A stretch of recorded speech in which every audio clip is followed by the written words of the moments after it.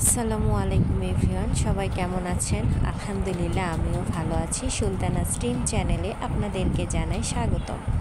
আজকে আমি আপনাদেরকে বাসায় কিভাবে আপনারা তন্দুরি রুটি বানাবেন সেটা আমি আজকে আপনাদেরকে দেখাবো। তো আপনারা যে কয়টা তন্দুরি বানাবেন সে অনুযায়ী আপনারা আটা নিয়ে নেবেন। আমি এখানে 5টা থেকে 6টা তন্দুরি রুটি বানাবো, তো সেই অনুযায়ী আমি কাপ দিয়ে মেপে মেপে আটা নিচ্ছি। আপনারা যেরকমভাবে আপনারা যে কয়টা বানাবেন সেই এক মেজারমেন্ট কাপ অনুযায়ী আপনারা আটা নেওয়ার চেষ্টা করবেন। একটা কথা মনে রাখবেন, এই রুটি বানানোর জন্য যেহেতু আমরা বাসায় বানাবো, তো সব কিছু পরিমাণ মতো নেওয়াটাই বেটার হবে, তাহলে আপনার তন্দুরি রুটিটা একদম পারফেক্ট হবে। তো যেহেতু আমি আটা নিয়ে নিচ্ছি, এটা আসলে মেইন কথা, এটা কিন্তু আমার ছোট মেয়ে বানাচ্ছে। ও আবার এই রুটি বানানোর মানে ওস্তাদ বলতে গেলে, এটা খুব ভালো বানাতে পারে। তো এখন আমরা যে কয়টা কাপ দিয়ে আটা নিব সেই কয় কাপ আমরা চিনি দিয়ে দিব।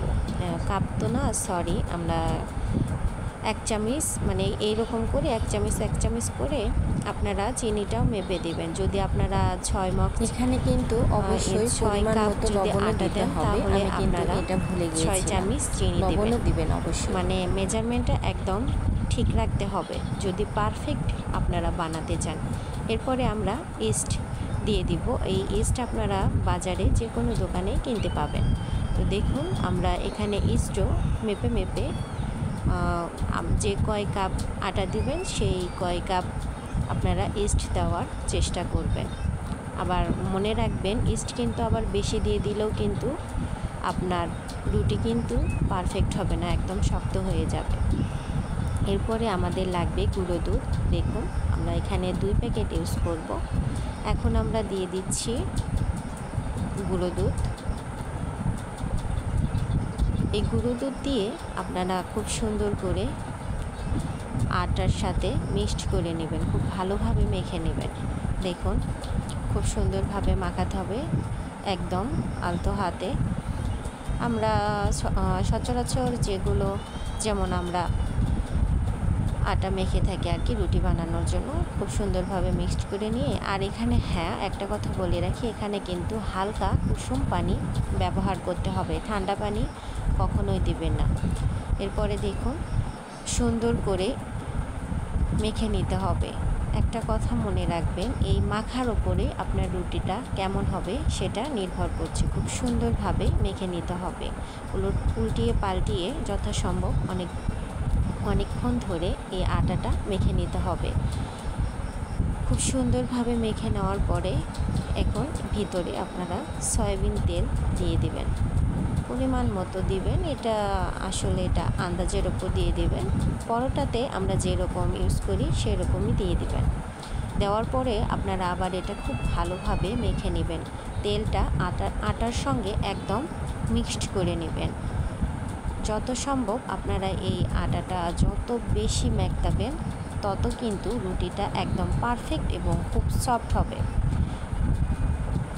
তো এইভাবে আপনারা সুন্দর করে ঠিকঠাক করে নিয়ে আপনারা এটা ঢাকনা দিয়ে ঢেকে রেখে দিবেন রেস্টের জন্য। 1 থেকে 1.5 ঘন্টা রেখে দিলে হবে। তো আমরা 1 ঘন্টার মতো রেখেছিলাম। 1 ঘন্টার মতো রেখে দেওয়ার পরে দেখুন, আমাদের যা আটা ছিল তা কিন্তু 2 ডবল হয়ে গেছে। পাতিলটা দেখতে পাচ্ছেন, পুরোটাই কিন্তু একদম ভরে গেছে। দেখতে পাচ্ছেন খুব সুন্দর কিন্তু সফট হয়েছে। এরপরে কিন্তু আবার পালা সেই ম্যাকটানো। তো দেখতে পাচ্ছেন কতটা সফট হয়েছে। এভাবে আপনারা আবার বেশ কিছুক্ষণ ধরে খুব সুন্দর করে মেখে নেবেন। এই বারবার বলতেছি যে এই মাখার ওপরই আপনার এই তন্দুরি রুটিটা একদম পারফেক্ট এবং বেস্ট হবে, একদম গ্যারান্টি দিয়ে বলতেছি। আপনারা একবার বাসায় যেভাবে দেখালাম সেইভাবেই যদি আপনারা একবার ট্রাই করেন তো অবশ্যই ইনশাল্লাহ আপনাদের ভালো লাগবে। তারপরে এইভাবে একটু রুটি আর কি যেভাবে বেলনা যায়, এটা বলতে গেলে কি, এটা কিন্তু আমার সাধারণ রুটির মতো বেলা যায় না। এটা ভিতরে যেহেতু ইস্ট দেওয়া আছে, তো ইস্ট দেওয়ার কারণে এটা যতই আমরা বেলবো ততই ওটা মানে বিছানো যায় না আর কি। আমরা হোটেলে সচরাচর দেখে ওনারা তো মানে বাড়ি দিয়ে হাতেতে কেমন জানি কৌশলে এই রুটিটা বড় করে, তো আমরা তো আর সেটা পারি না। তো তাও চেষ্টা করেছি আর কি বেলনা দিয়েই যত সম্ভব একটু সুন্দর করে বেলে নেওয়ার।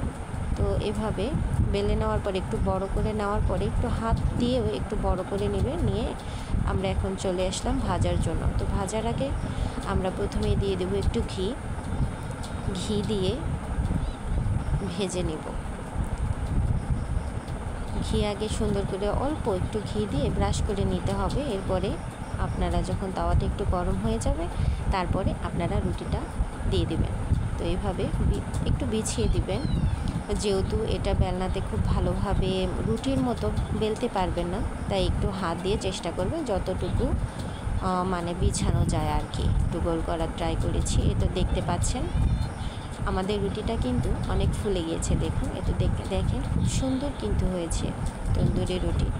এভাবে আপনারা বাসায় কিন্তু অবশ্যই ট্রাই করবেন। আমি গ্যারান্টি দিয়ে বলতেছি আপনাদের অনেক ভালো লাগবে। এই সেম স্টাইলে যদি আপনারা বানান, অবশ্যই কিন্তু আপনাদের তন্দুরিটা একদম পারফেক্ট হবে। তো দেখুন, আমি আবার একটু ঘি দিয়ে দিচ্ছি। এটা কিন্তু এমনিতেও আপনার ভাজা যায়, তো ঘি দিয়ে ভাজলে আর কি বেশি টেস্ট লাগে খেতে। তো এভাবে আপনারা একটু ব্রাশ করে নেবেন। ব্রাশ করে নেওয়ার পরে আবার একটু উল্টিয়ে দেব আমরা। এই তো দেখুন, আমাদের রুটি কিন্তু একদম হয়ে গেছে। দেখছেন খুব সুন্দর কিন্তু হয়েছে, একদম পারফেক্ট, খুব সুন্দর হয়েছে রুটিগুলো। এই তো এইভাবে আপনারা সবগুলো রুটি ভেজে নেবেন। অবশ্যই এই রেসিপি দেখে আপনারা একটাবার ট্রাই করবেন। আমি সত্যি বলতেছি যে খুব মজা লাগে এই তন্দুরি রুটিটা। এই তো আমি সবগুলো ভেজে নিয়ে হাজির হয়েছি। এই তো আপনাদেরকে একটু দেখাই, দেখুন কতটা সফট হয়েছে। এই তো দেখুন একদম সফট হয়েছে, খুব সুন্দর হয়েছে। এইভাবে আপনারা পরিবারের জন্য, নিজের জন্য, সবার জন্য বানিয়ে খাবেন। এই তন্দুরি রুটি কিন্তু আপনারা যে কোনো ভাজি, চিনি, মিষ্টি এবং মাংসের তরকারি দিয়ে খেতে পারবেন। আর যে যায় আর যেভাবে খায় আর কি, যেটা দিয়ে খান না কেন খুব ভালো লাগবে। এটা আমি 100% শিওর দিয়ে বলতেছি।